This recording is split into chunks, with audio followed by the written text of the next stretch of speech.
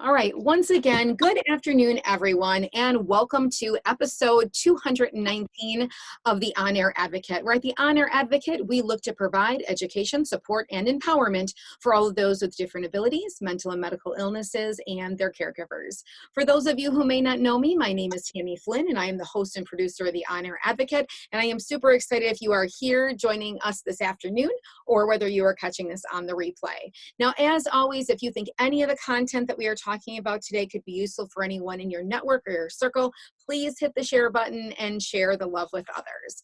Well, as you guys know, we have been in our COVID conversation series, and I am so excited to have back with us today, once again, one of our contributing community members, Sarah Sweeney. Welcome back. Hi, thank you so much for having me. Yes, and for those that maybe didn't catch our segment on all things employment back in January of 2020, can you just give people a little bit about your background? I have a master's degree in social work, and I have an interest in working with kids. That's where most of my experience lies. But I've worked anywhere from middle school to elderly. So, I went to school in Louisiana, and that's when I did my work at an adult day rehab. So right now I'm living in New Hampshire and just trying to navigate this new world that we're living in.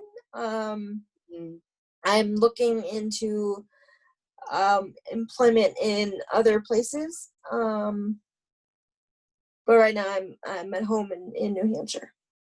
Yes, and as we talked about before the show, looking at things in different states, and I know this segment isn't about employment in different states and funding that you get in states, but that's also sometimes a big piece of the puzzle, as we've talked about states that provide more funding, more opportunity, etc. But I think that the challenges of COVID-19 and the challenges of 2020 have led that to be even a little bit rougher of a situation. Now, when we look at COVID-19 and like some of the resources that you access, whether that be through care workers or outside organizations, have any of those changed for you, or has there been any struggle within your resources? Not really within my resources. It's been more difficult to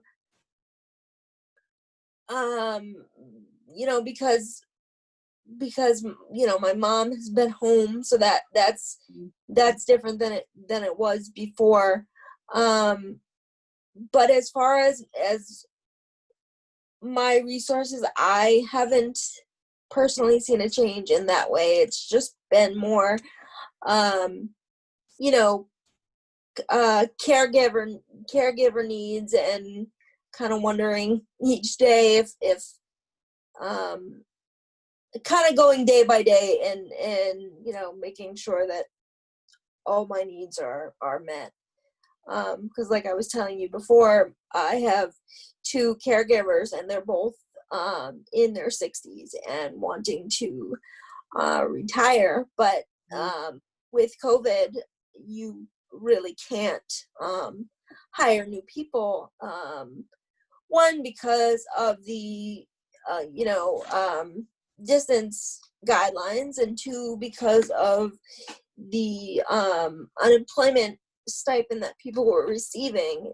The amount of money that they receive hourly does not hold a candle to what they were receiving with the package. Right, that they were getting, and she's referring to that extra $600 a week, which we've heard from a lot of employers brought on a little bit of difficulty, because for some of those, they were making a whole lot more money just by staying home versus actually going back into the workplace. Now, for the caregivers that you have that are working, do they have do you have any specific, protocol or different things that they had to do differently during this time?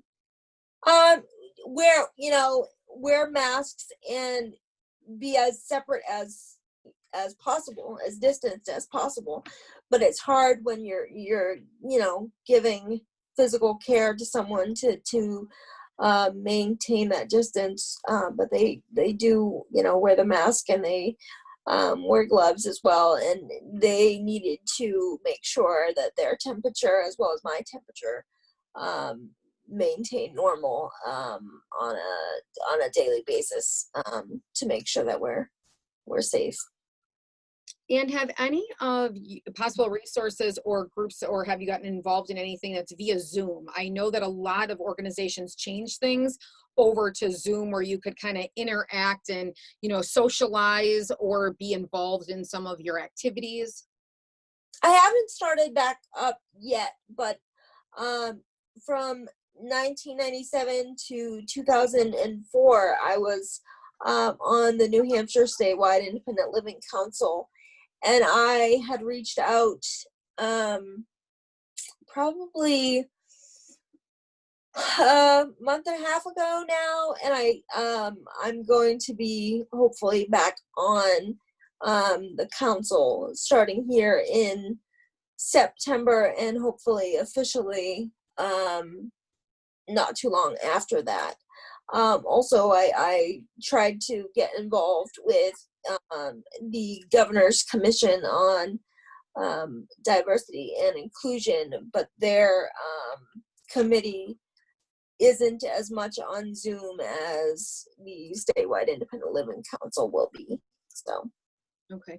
Yeah, I was happy to see that a lot of organizations try their best to kind of move things to that Zoom platform. Some of them successfully, some of them not quite as successfully, for different camps and classes and organizations and committee meetings, but good to still get people involved to at least chat with people and be able to socialize at some, at some level for that. So when you were here back in January, we talked a lot about employment, because that was what the whole series was about. And as we chatted about before the show, employment is kind of taken on a whole new thing. I mean, little did we know in January when we were talking about seeking out employment, that in the blink of an eye, there would be millions of people that would be able to transition to working from home and having their work adapted so quickly. So that has kind of changed the landscape a little bit. And I know you have a positive twist on it, to hope of what comes out of it. But where are things at for you now? Employment wise, what are you seeking, and what are your hopes with this new virtual world that we're in?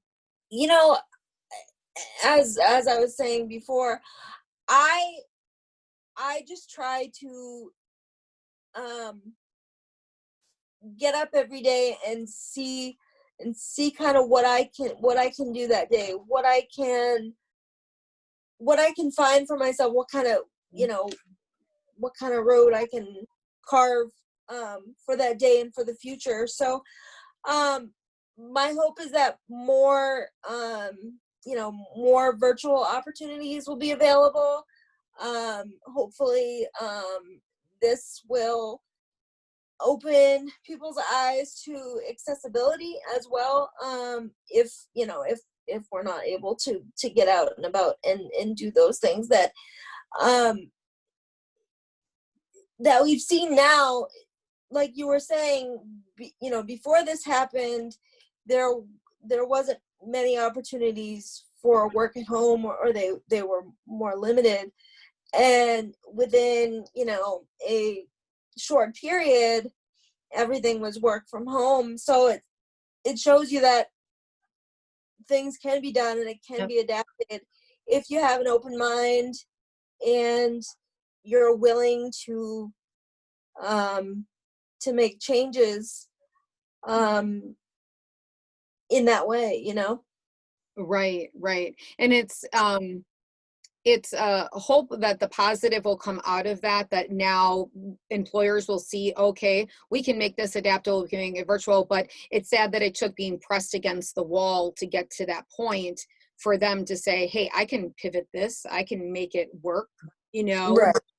for people that way. And so I know your journey, when we talked back in January, you have gone on countless interviews. You've done countless phone interviews over the time. I mean, you have your master's degree in social work, and there is no reason in the world that you should be, especially with this pandemic and all that is needed resource-wise, social work-wise, that you should be unemployed. And so what have you found, now? What is I know you have a job opportunity possibly coming up. Mm-hmm. Just, I guess, doing interviews virtually now, I obviously still have to bring to the table that I'm in a wheelchair, because it's something that's going to be seen and is still a part of my life. But to have to go out and actually physically go to the interview and do that, I think and I hope that my getting through that door, will be easier, because I think once somebody really gets to know who you are, they don't see the limitations as much as if they didn't have the opportunity to really get to know you beforehand. Yes, and I know that when I was speaking with Chris yesterday, who was kind of on our COVID conversations panel, he was saying that, a couple things that seemed a little bit challenging on his end was that employers already have kind of a heightened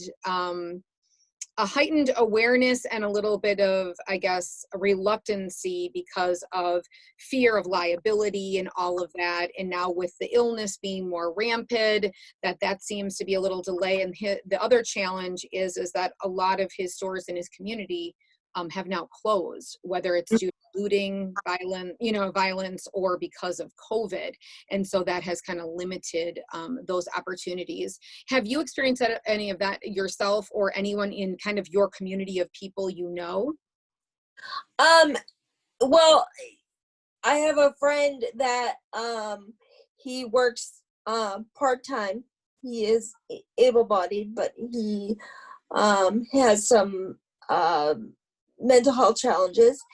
And when he was receiving the stipend, he then lost his Social Security on the back end for, I think it was 2 to 3 months. So he's living in subsidized housing, but he and his family kind of had to scramble to make sure that he had enough funds on the back end, because they were pulled from Social Security, because he was getting more money than he was allotted due to the unemployment of the store closing. Wow. And I know that'd be its own show in itself, but and I don't know all the logistics about that, but I also heard that those that were working that received, like SSI for a while, they weren't eligible to get, I don't know if it was the chunk of money or that extra, and then that changed. So I wonder if state to state, if they've, modified things, or if it's been across the board. I don't know. It's hard. That's a hard thing in itself, mm-hmm. is the differentiation between state to state and, what you are qualified for, depending on, where you go, and it makes it more difficult to be somewhere. So, that there's just a lot of things to think about, because people think that, this money was a help, and for some people it definitely could have been more of a hindrance. In the long run, it might have helped, in the short term, but in the long run it can make things more difficult. For the audience that's watching, if you're not aware, once, your young adults become full adults, after the age of 18, and if they are eligible for SSI and all, there's all these breaking points of how much you can bring in, how much you can't bring in, when lose your Medicaid, when you don't lose it, and so for those that have also chronic medical illness, that becomes a huge thing. And if you're on lots of medications and all of that and your services. And so, yeah, I feel like I've heard so many different things. I also heard that if you had limited employment, you couldn't really apply. Like my son only he only worked 2 hours a week. And even though he wasn't working, they didn't qualify that to get paid for those 2 hours. So, or to get anything. So I don't know. It's very confusing. It is very confusing, and it doesn't seem like, you can ask different people in the same organization and they seem to have different answers. So you don't get one straight answer from an organization, I don't think. Yeah, from Social Security. And like I have said to you before, I am technically eligible to make over $1,000 a month with my Social Security if I wanted to have a job, but with my personal care and the funding that takes, that $1,000 or over $1,000 is cut down to $400. So you always have to, like you said, kind of balance that out. And that is even more in the forefront now than I think people knew before. Yes. And thank goodness there are some resources in each state, and it's usually going through like your independent living centers. Sometimes there is like a budget analysis person, and sometimes you have to pay money out of your pocket of funds, and sometimes especially when you're just bridging on that 18 years old or that 21, and if you've just started it, sometimes they do that for free, that first band around, where they kind of give you, okay, don't go over this, but obviously as time change and you age and you have different opportunities, you always have to go back and see, did something change, didn't it change? So that's a whole different area of this, COVID. And so right now, you do have an upcoming job interview. Mm-hmm. So that's tomorrow. That it is exciting. I'm definitely excited, about the opportunity and hopeful about it. But it leads you to always thinking about the next, the next step. And with COVID, housing is limited right now, so it's, we're in a place where everything is so unsure. So while I am positive and I'm keeping, an open mind and looking, for my resources that I need, it is definitely a scary thing and a scary time at the on the same token. So yes, and because you're looking at possibly transferring to a new location, a new state. Mm-hmm. And so with that, because all states, and that's just something to be aware of, if you are, especially if you're a parent of a young adult right now, or a child that has different abilities that may last them their lifetime, whatever, know that every single state outside of SSI has their own funding and support. And so every state has something they kind of specialize, I feel, in, like that they do really well. Right. And so you kind of got to look at what are your unique needs. And I've heard even families that have moved at different successions in their life, when they were kids, when they became young adults, and then when they were aging adults, just because the funding and resources are different. So know that that's not the same all over the place. Now, so you're going on that interview, which is awesome. I know that you've been doing some writing. Can you tell us a little bit about that? I write for a publication called Coffee House Writers, and it was started by a woman in New Jersey, and her core group of people that she started it with were people that were in the writing community and degree programs through Southern New Hampshire University online. So that, that is all virtual, and we have, virtual meetings, and we talk through a platform called Slack. So I submit right now every other Wednesday. I submit on different things about disabilities, books that I have read that I think are helpful, and just different things that interest me at the time. So I'm always looking for other opportunities, and if at the end of this interview, I will put that down below so that I can connect more with people through that, if they have any ideas or anything that they want to hear or be a part of or possibly collaborate on.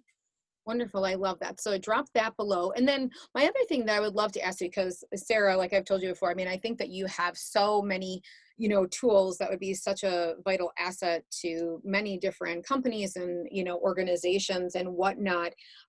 If you were to kind of give a quick description of what your favorite, I know you said children, social work, kind of a great job for you, what would that be? What would that look like? It depends, but I would like to be able to work with different types of people and ensuring that people have the resources they need, because I think in organizations that are set up to assist people with disabilities, often the people that are, and this isn't all the time, but the people that are doing the assisting don't have challenges themselves, so they don't have as much vested interest in making sure that people's needs are met in a positive, kind of umbrellaed way, if that makes sense. Lived experience that you experience it yourself. Because I think there's a lot of different things that I may think about as far as accessibility and things like that an able-bodied individual, that doesn't kind of come across their radar. No, that's so true. That is, if someone doesn't have those challenges, the way that you see things is completely, you're seeing them from the perspective of actually having to navigate through them. Right. So that, that would be a wonderful job in encompassing everything that I have done and kind of want to do in the future, to have that opportunity. But again, just to have the opportunity to get beyond that interview door and have people be able to see past the challenges, and not even just see me for who I am and what I could bring to the table, and anybody that is in that situation, so that we're not, we're boundless, for lack of a better word. If Does that make sense? That does. That Uh, does. And what I would love to share is that if anybody watches this replay, hears it on our podcast, hears it on our YouTube video, or is watching this on Facebook right now, and Sarah's information is kind of at the top. She'll have also her writing thing at the bottom. But I also have her information that they think they might have something that is a possible virtual fit, an in-person fit, whatever that may be for her. I would love for you to reach out to me so that I can get you in contact with Sarah to be able to do that, because you have so much to offer. And I hope that this interview tomorrow is a stepping stone to something to something great through these COVID times. I'm sure it will be, and I think that if we try to, we're all going through tough, uncertain times right now, but if we try to treat each day as best we can as a stepping stone to a new and different opportunity, our